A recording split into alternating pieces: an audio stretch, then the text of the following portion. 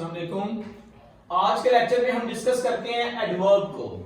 Adverb क्या है और इसकी करेक्शन को देखते हैं। An adverb is a word that adds to the meaning of adjective, verb और अनदर एडवर्ब। एडवर्ब वो है जो एडजेक्टिव के मीनिंग में मॉडिफाई करे, जो वर्ब के मीनिंग में मॉडिफाई करे या फिर किसी और एडवर्ब के मीनिंग में मॉडिफाई कर रहा हो, उसे हम एडवर्ब कहते हैं। मसलन he saw a very small car. अब ये जो वेरी है ये मॉडिफाई कर रहा है स्मॉल को, और स्मॉल असल में एडजेक्टिव है, मतलब कार के मीनिंग में जो इजाफा करे वो एडजेक्टिव है, नाउन के मीनिंग में जो इजाफा करे उसे एडजेक्टिव कहते हैं। अब स्मॉल जो है वो एक एडजेक्टिव है क्योंकि ये नाउन के मीनिंग में या प्रोनाउन के मीनिंग में इजाफा कर रहा है, कार के स्मॉल होने को बता रहा है। अब स्मॉल के मीनिंग में वेरी मॉडिफाई कर रहा है, तो इसका मतलब ये है कि एडजेक्टिव के मीनिंग में जो वर्ड मॉडिफाई करे या उसके मीनिंग में इजाफा करे तो उसे हम एडवर्ब कहते हैं। तो इस सेंटेंस के अंदर जो वेरी है वो एडवर्ब के तौर पर इस्तेमाल हुआ है। इसी तरह अगर हम दूसरी एग्जांपल को देखें, दे फॉट ब्रेवली।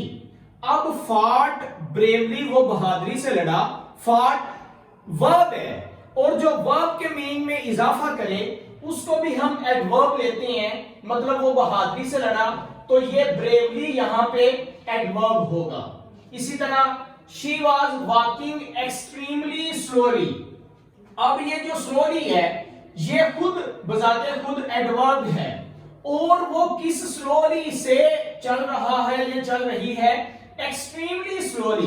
तो इसका मतलब ये हुआ कि एडवर्ब के मीनिंग में या अनदर एडवर्ब के मीनिंग में यहां पर एक एडवर्ब मॉडिफाई कर रहा है या मीनिंग में इजाफा कर रहा है, तो एक्सट्रीमली इसके अंदर जो है वो एडवर्ब होगा।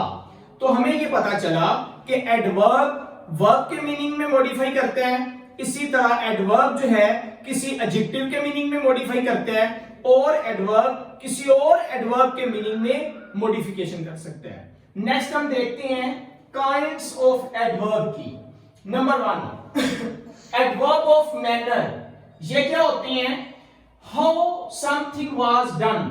एडवर्ब ऑफ मैनर में हमें पता चलता है कि ये वो एडवर्ब है जिससे हमें पता चले कि काम किस अंदाज में हुआ है। जब हमें किस अंदाज में काम हुआ है, किस तरह काम किया गया है वो पता चले, तो उनको हम एडवर्ब ऑफ मैनर कहते हैं। मसलन quickly, bravely, happily, kindly, badly, politely, hard, fast वगैरह। अगर इस सेंस में हमें पता चले कि काम किस अंदाज में हो रहा है तो उस एडवर्ब को हम एडवर्ब ऑफ मैनर कहेंगे। इसी तरह दूसरा है हमारे पास एडवर्ब ऑफ प्लेस। ये जो एडवर्ब ऑफ प्लेस है इससे हमें ये पता चलता है कि where an action was performed, कहां पर काम हो रहा है, जिस जगह पर हो रहा है, जिस मुकाम पर हो रहा है, अगर हमें उसके बारे में बताया जाए तो उस एडवर्ब को हम एडवर्ब ऑफ प्लेस कहेंगे। मसलन here, there, nowhere, up, down, under, near by, in, out वगैरह, ये सारे एडवर्ब ऑफ प्लेस हैं। अब तीसरे नंबर पर है एडवर्ब ऑफ टाइम। किस टाइम हो रहा है, मतलब indicate the time of action.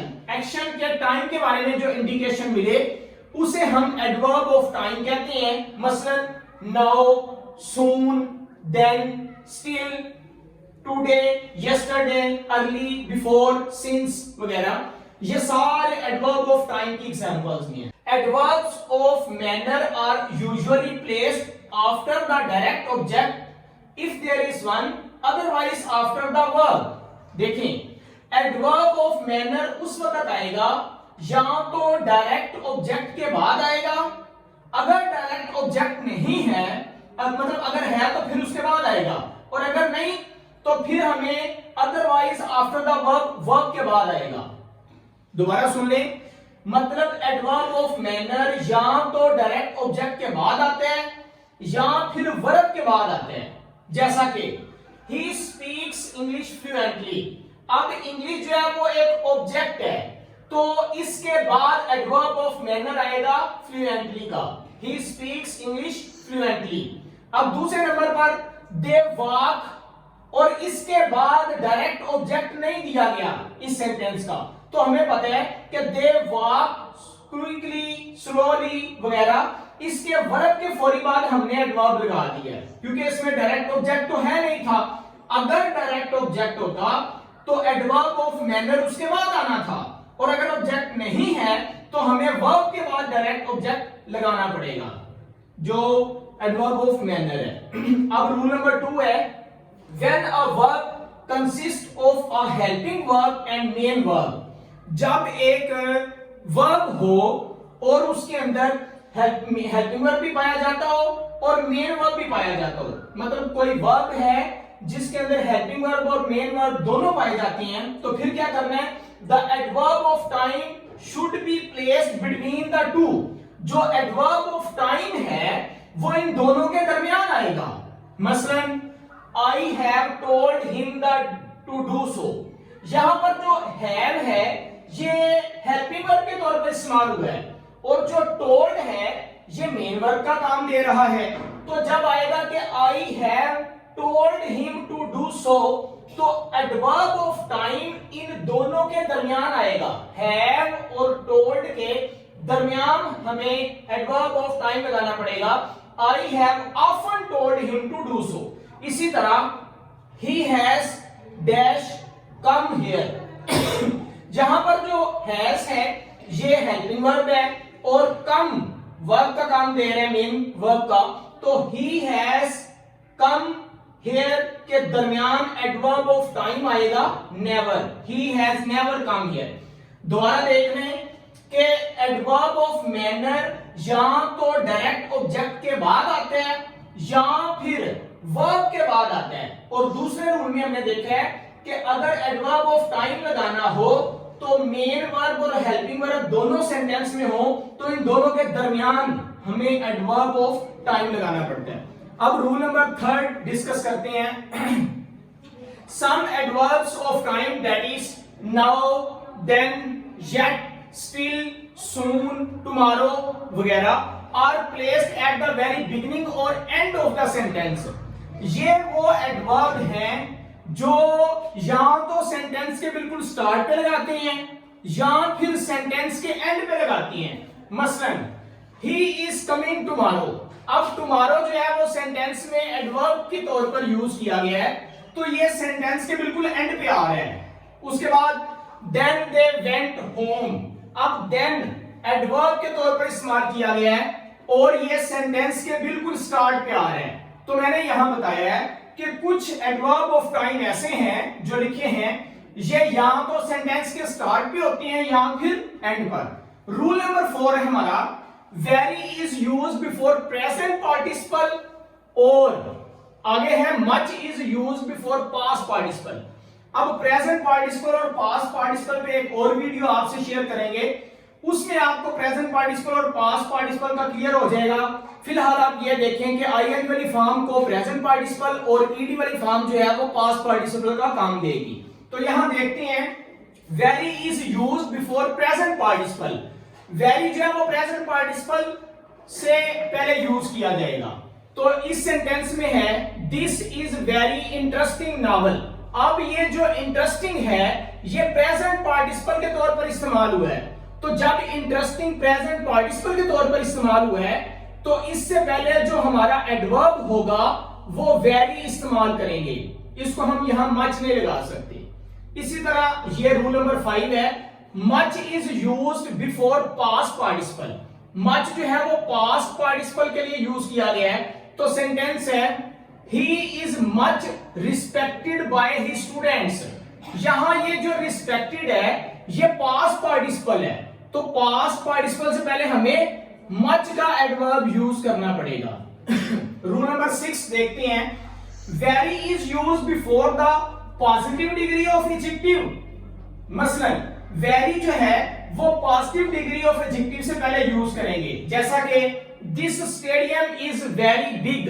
अब ये जो पॉजिटिव एडजेक्टिव है उसके लिए वेरी का हमने एडवर्ब यूज किया। लेकिन नीचे देखें much is use before comparative degree of adjective, लेकिन जो मच है वो कंपैरेटिव डिग्री के लिए यूज करते हैं, जैसा कि she is much wiser than I. अब ये कंपैरेटिव डिग्री है, एक तो शी है और एक आई, ये दो जो है वो प्रोनाउन यूज किए गए हैं, इन दोनों को कंपेयर किया गया इस सेंटेंस में, तो हमने इन दोनों को कंपेयर करने के लिए मच का एडवर्ब यूज किया। नेक्स्ट का रूल नंबर 8 हमारे पास, very is used for positive aspects, too is used for negative aspects.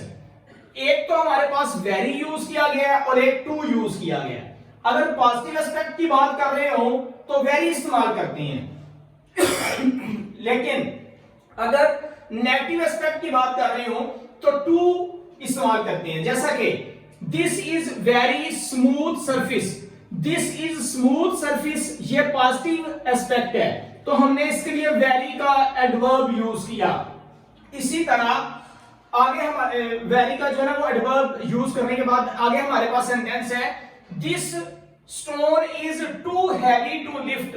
ये जो टू का यूज है ये नेगेटिव सेंस में मीनिंग दे रहा है कि ये पत्थर इतना भारी है, वजनी है कि उठाया नहीं जा सकता, तो this stone is too heavy to lift. अब हमें पता चला कि वेरी पॉजिटिव एस्पेक्ट के लिए था और टू नेगेटिव एस्पेक्ट के लिए होगा।